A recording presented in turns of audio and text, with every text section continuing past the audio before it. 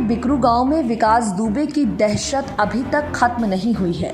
पहले विकास दुबे के खौफ की वजह से लोग दिन के समय अपने घर से नहीं निकलते थे और अब एनकाउंटर के बाद सूरज ढलने के बाद लोगों को घर से निकलने में डर लग रहा है। इसका कारण भी अवैज्ञानिक बताया गया है। मिली जानकारी की माने तो बिकरू गांव के लोगों का कहना है गैंगस्टर के खंडहर हो चुके घर में उसके होने का एहसास होता है, जबकि गांव में तैनात 5 पुलिसकर्मी, इनमें से 2 महिला सिपाही, उनका कहना है ग्रामीणों की बातें अफवाह से ज़्यादा कुछ नहीं है।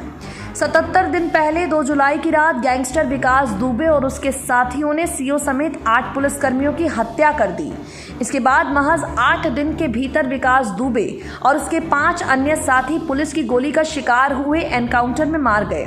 इसके बाद से दहशत की नई नई कहानियां सामने आ रही हैं।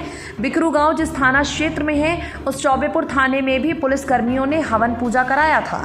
350 घरों वाले बिकरू गांव में रहने वाले लोगों का कहना है विकास दुबे का भूत उन्हें अब भी सुनाई देता है। विकास के काले कारनामों को लेकर गांव वाले कहते हैं विकास ने एक कुत्ता पाल रखा है जो अभी भी गांव में घूमता है। गांव वाले उस कुत्ते के खाने पीने का इंतजाम कर रहे हैं, लेकिन ये कुत्ता रात में विकास दुबे के घर के खंडहर के बीच जाकर रोने लगता है। लोग कहते हैं रात के समय गांव में गोली चलने की आवाज़ें सुनाई देती हैं। यही वजह है सूरज ढलते ही गांव में वीरानी छा जाती है।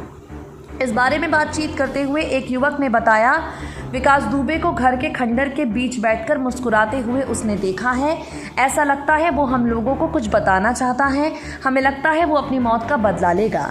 बिकरू गांव के एक बुजुर्ग ने कहा विकास को उसके घर के बाहर से निकलते हुए देखा है। विकास दुबे के घर के आसपास रहने वाले लोगों का दावा है कि अक्सर रात में विकास दुबे के घर से कुछ लोगों के बीच चर्चा की आवाज़ सुनाई देती है, लेकिन आवाज़ स्पष्ट नहीं होती।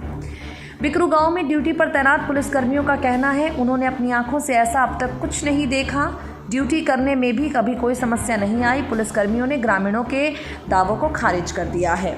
इस बारे में गांव के एक पुजारी ने कहा जब किसी की अप्राकृतिक मौत होती है तो उसकी आत्मा भटकती है। विकास दुबे का ना तो दाह संस्कार ठीक से हुआ, ना ही मृत्यु के बाद 13वीं संस्कार ठीक से की गई। ऐसा ही उसके 5 साथियों के साथ हुआ जो मुठभेड़ में मारे गए। ग्रामीणों ने मुझसे परेशान आत्माओं की शांति के लिए पितृपक्ष में पूजा करने के लिए कहा, लेकिन मैंने ये कहते हुए मना कर दिया कि मैं बिना वजह पुलिस के रडार पर नहीं आना चाहता।